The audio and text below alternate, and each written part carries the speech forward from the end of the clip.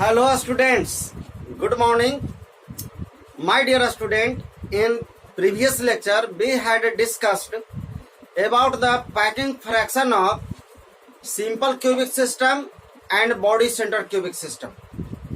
Okay, in simple cubic system packing fraction was generally 52% and body center has packing fraction nearly 68%.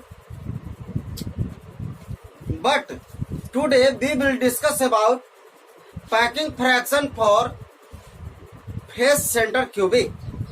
Face centre cubic के बारे में हम लोग discuss करेंगे कि उसका पैकिंग फ्रैक्शन कितना होगा. अभी तक में सिंपल क्यूबिक से ज्यादा इफेक्टिव बीसीसी था, बॉडी सेंटर क्यूबिक था. अब जरा एफसीसी में देखते हैं कि इसका पैकिंग फ्रैक्शन कितना होता है.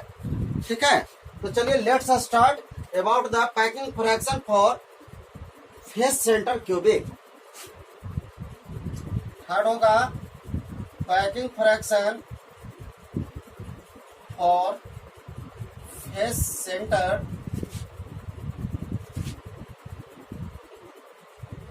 क्यूबिक. फेस सेंटर क्यूबिक में हम लोग जानते हैं कि पार्टिकल्स कहां पर होगा, कॉर्नर के अलावे फेस सेंटर पर होगा. तो कुछ इस तरह का देख लीजिए.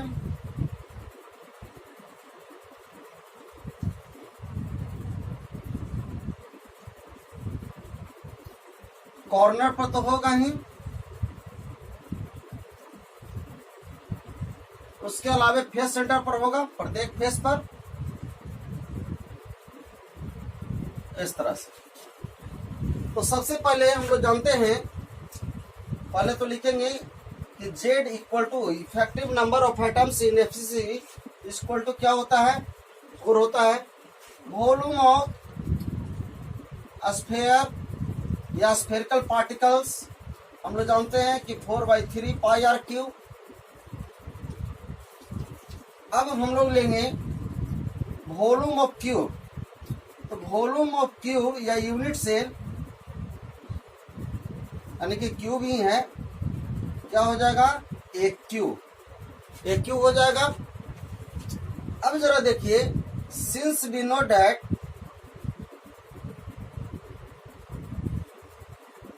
एफसीसी बराबर क्या होता है, एफसीसी के लिए होता है 4r equal to √2a. 4r equal to √2a यानी कि a इक्वल टू हो जाएगा 4r by √2. Therefore volume of cube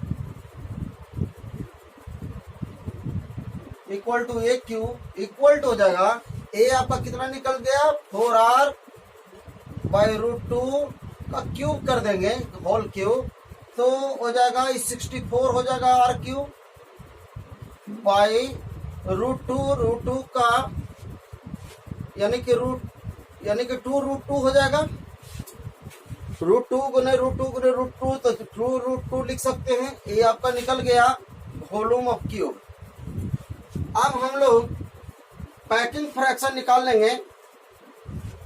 अब इसकी जरूरत नहीं है.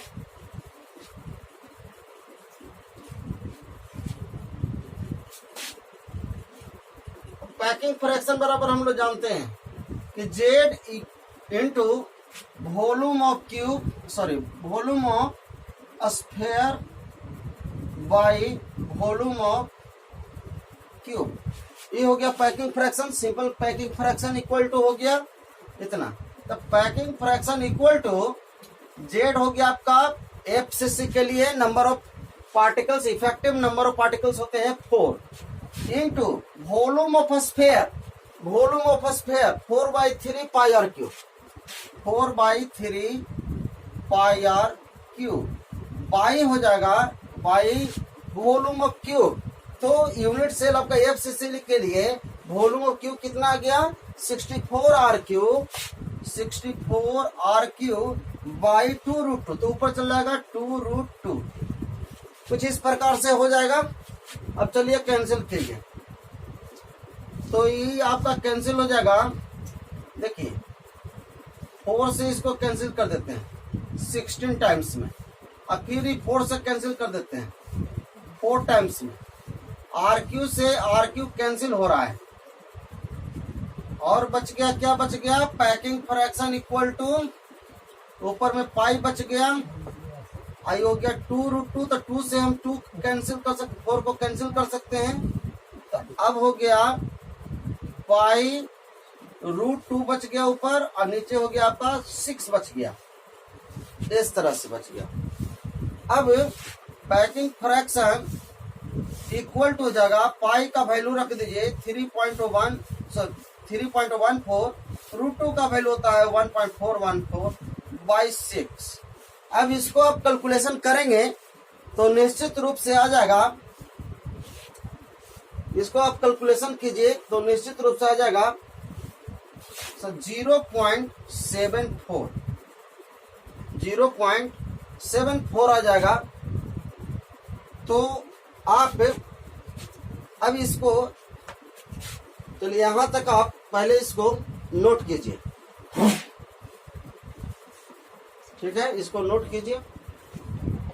अब मैं इसको मिटा देता हूं।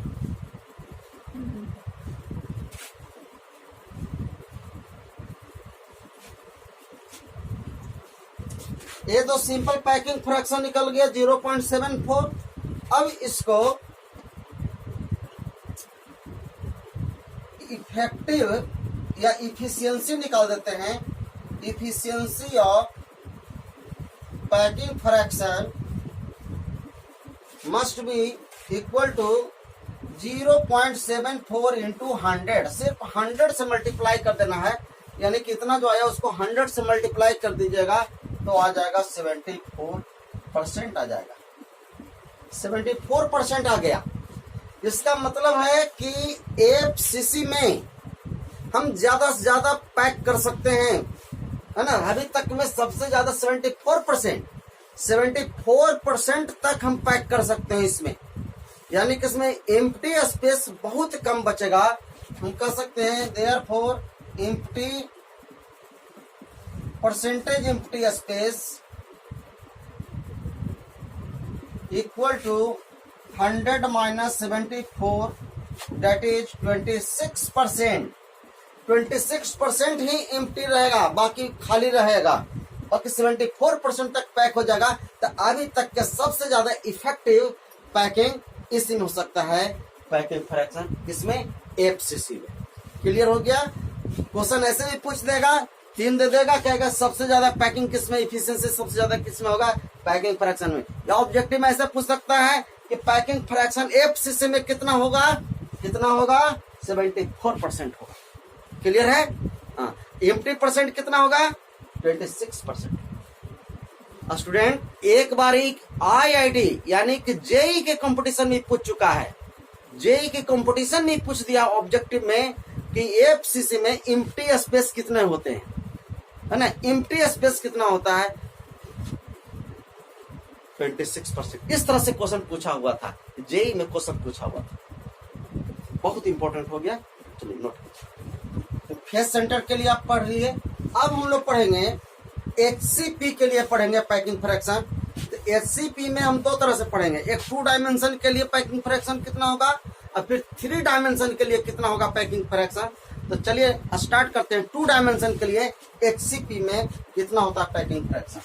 तो पैकिंग फ्रैक्शन यानी कि 4th हो जाएगा, packing fraction of HCP in 2 dimension.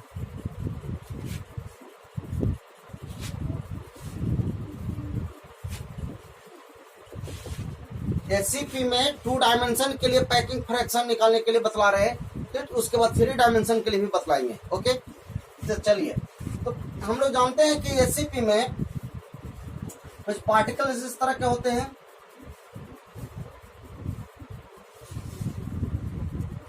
इस तरह से।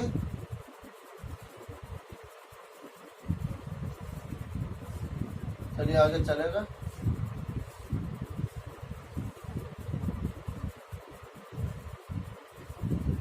अगर इस पार्टिकल पर कंसीडर करें तो देखिए कितना से टच कर रहा है, इससे, इससे, इससे इससे इससे 6 पार्टिकल से टच कर रहा है। ये आपका हेक्सागोनल हो गया। अब इसका हम एरिया निकालेंगे, ठीक है। तो इसमें इसको थोड़ा सा बाहर निकाल देते हैं, है ना, समझने के लिए। कुछ इस तरह का हो गया। 6 पार्टिकल है, एक पार्टिकल बीच में होगा, सब आपस में टच है, सब आपस में टच है इस तरह से। तो आप देखेंगे इसमें इस तरह से, देखिए कितना इस तरह का ट्रायंगल कितना मिल रहा है, 1 2 3 4 5 6 ट्रायंगल इसमें मिल रहा है। एक ट्रायंगुलर फॉर्म कितना हो गया, 6 हो गए। तो यहाँ पर हम पूरा एरिया निकाल देते हैं। पूरा का एरिया, हेक्सागोन का एरिया कितना होगा इसमें, तो हम लिखेंगे कि एरिया ऑफ, पूरे के हम यूनिट सेल का निकाल लेते हैं एरिया ऑफ यूनिट सेल। तो एरिया ऑफ यूनिट सेल बराबर क्या हो गया, कितना हो गया ट्रायंगल, 6 इंटू एरिया ऑफ, अब पूरा का हम नाम दे देते हैं, ठीक है। ये हो गया, यहाँ पर कुछ भी मान सकते हैं। चलिए यहाँ पर वो पॉइंट है, मान लीजिए वो है, ठीक है। इसको ये मान लेते हैं, BABO। जैसा इसका निकलेगा एरिया, है ना, मान लेते हैं कि एरिया ये है, हम थोड़ा बड़ा कर देते हैं इसको। चलिए हम बाहर निकाल देते हैं। जैसा इसका एरिया होगा उतना सभी को हम फिर मल्टीप्लाई कर देंगे 6 टाइम से, यानी कि 6 इंटू एरिया ऑफ AB, इसको O मान लिए, ABO 6 इंटू ऐसा 6 मिलेगा। तो 6 इंटू 1 2 3 4 5 6 के लिए 6 इंटू इतना उतना निकल जाएगा सभी में, तो हो जाएगा 6 into area of ABO।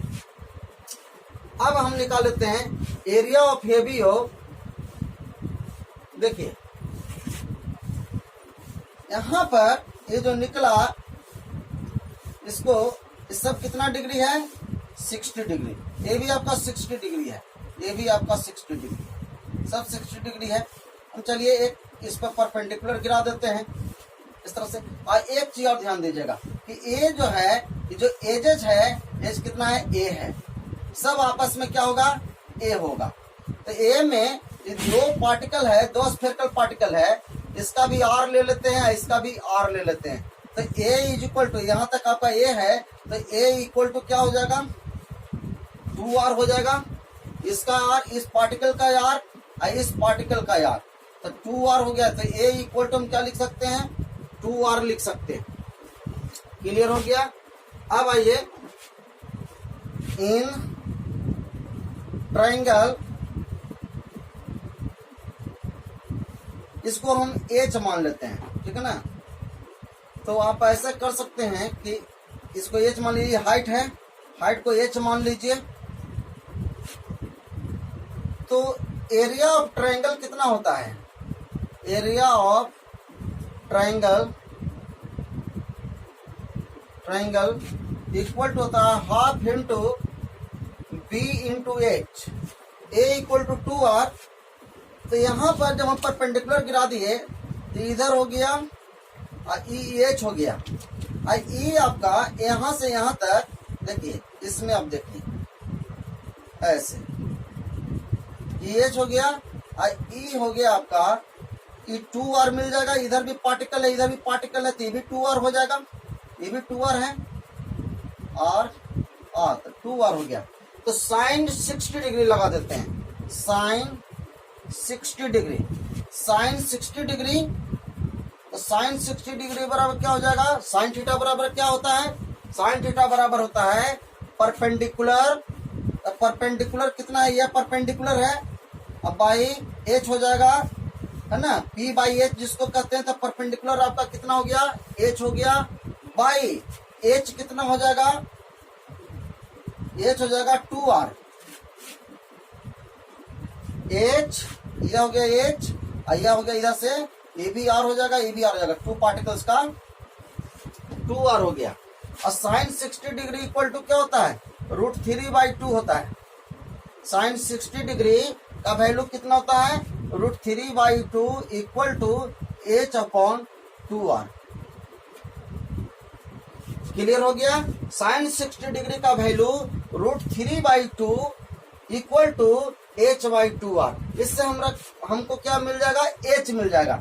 h हम निकाल सकते हैं यहाँ। तो h इक्वल टू क्या हो जाएगा, h इक्वल टू हो जाएगा 2r इंटू √3/2, इस तरह से। तो 2 से 2 कैंसिल हो गया, तो h इक्वल टू क्या बच गया, √3r बन गया h। अब इस h का वैल्यू हम यहां पर पुट कर देंगे। तो area of triangle, therefore area of ABO equal to आपका निकल जाएगा हाफ इंटू बी। बी आपका यह है, देखिए यह बी है आपका, यहां से लेकर के यहां तक। तो इसमें भी आपका 2r मिल जाएगा, ये भी आर, ये भी आर। ये हो जाएगा बी की जगह पर हम क्या लिख सकते हैं, 2r। h आपका निकल चुका है, h कितना निकल चुका है, √3r।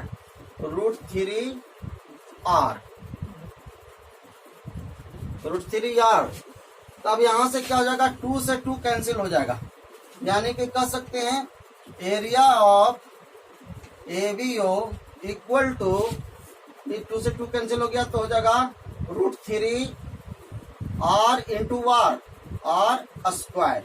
तो एरिया ऑफ ABO कितना निकल गया, √3r² निकल गया।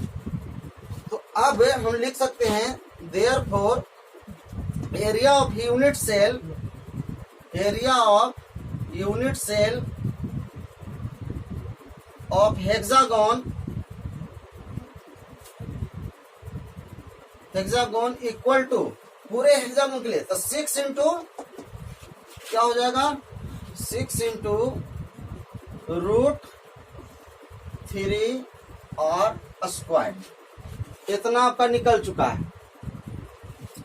के बाद अब हम निकालते हैं पैकिंग फ्रैक्शन। पैकिंग फ्रैक्शन बराबर हो जाएगा z इंटू, इस बार चूंकि पहले हम वॉल्यूम लेते थे लेकिन इस बार एरिया लेना पड़ेगा, ठीक है ना। तो एरिया ऑफ स्फीयर बाई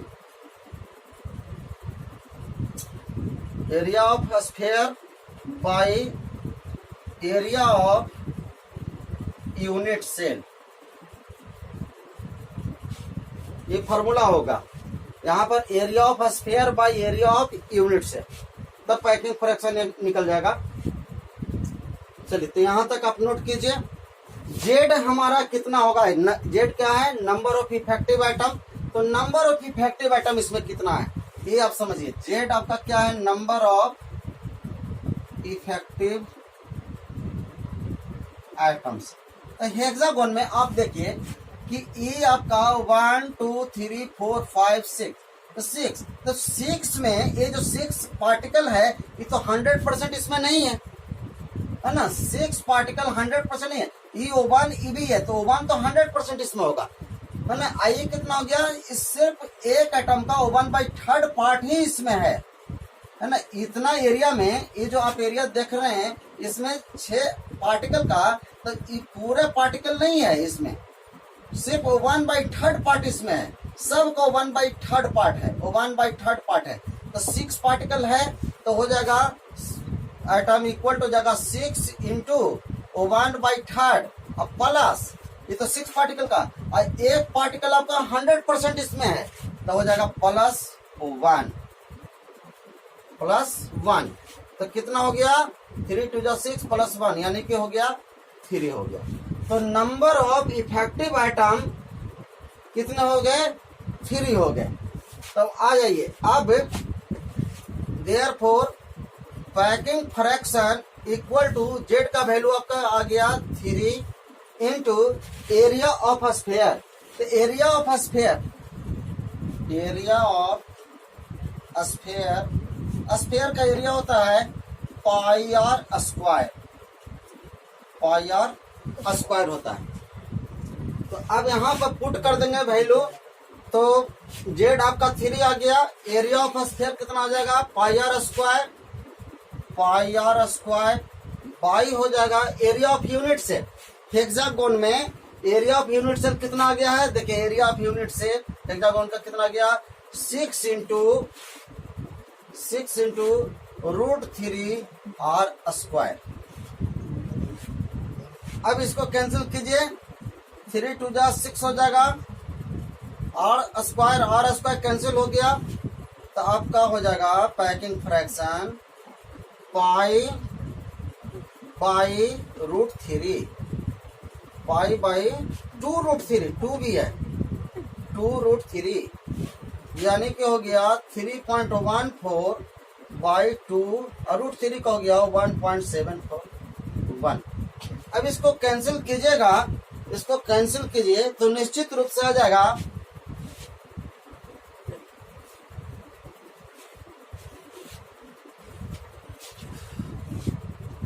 लिए पैकिंग फ्रैक्शन इक्वल टू, इसको कैलकुलेशन कीजिएगा 3.14 बाई 2 इंटू 1.741, तो 0.9 बनाएगा, कितना जाएगा 0.9 बना जाएगा पैकिंग फ्रैक्शन।